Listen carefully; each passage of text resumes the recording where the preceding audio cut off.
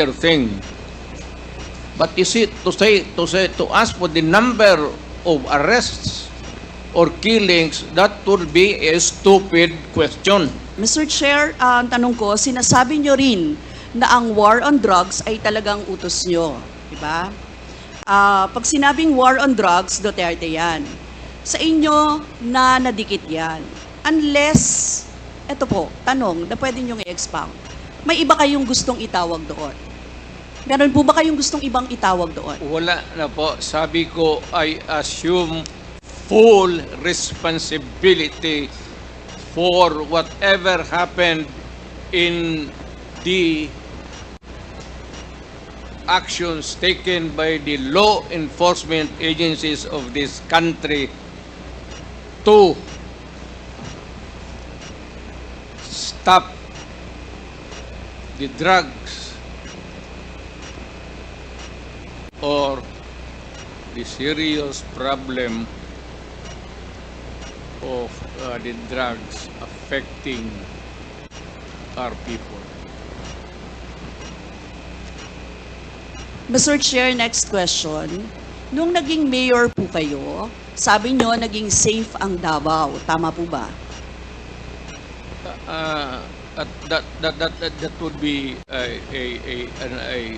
that should be answered by a third person.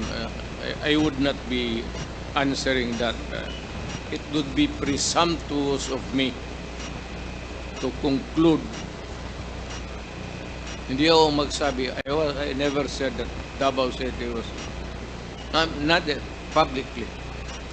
Mr. Chair, as mayor, masasabi nyo na naging safe ang Davao sa panahon nyo? Talaga. Kasi Talaga. walang kriminal sa kalye, Talaga.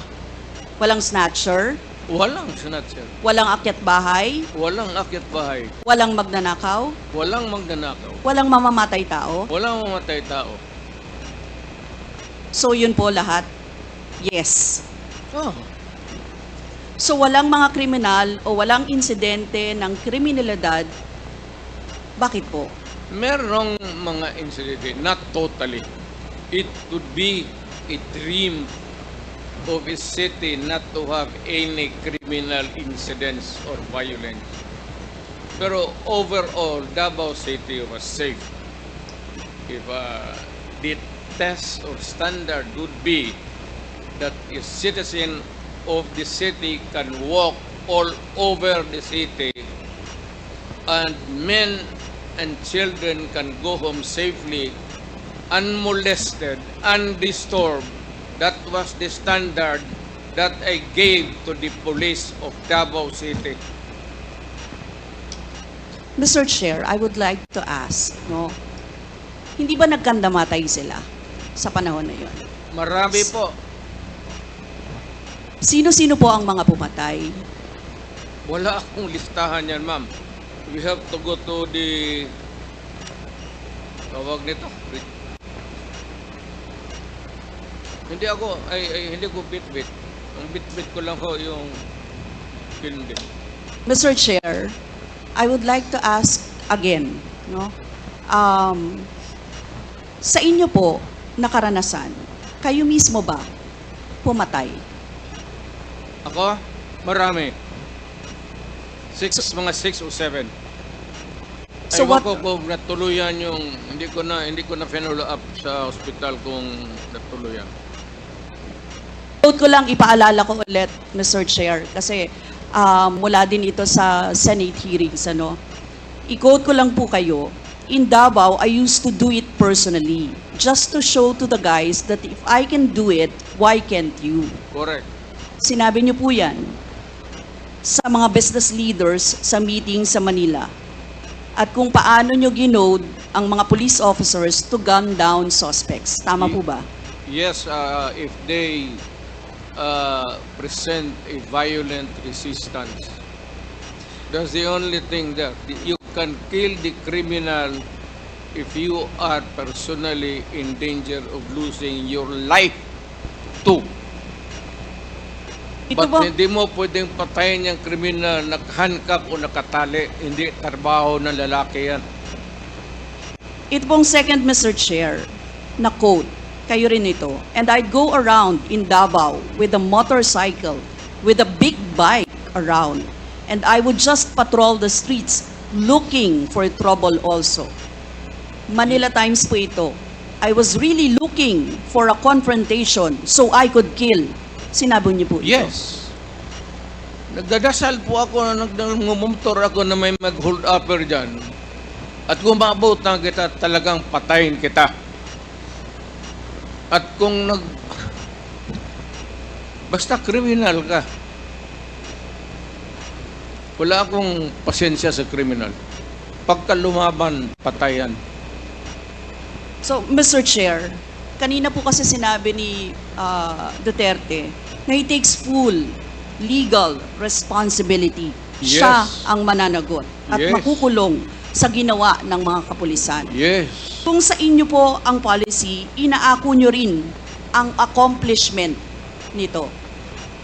Yung lahat po, kasi kung naaalala ko sa war on drugs, yung mga accomplishment, may nahuli, nagbebenta, gumagamit, gumagawa ng droga. Lahat yan. Ma'am, if you are the city executive or mayor, lahat ng utos mo na ginawa ng pulis and all the consequences, sagot ko yan. Pati ang ginawa ng pulis, sagot ko yan. Pati po yung accomplishment kung may nahuli, enforcement of law yun. Accomplishment din po yung na-confiscate na drugs. Tama ba?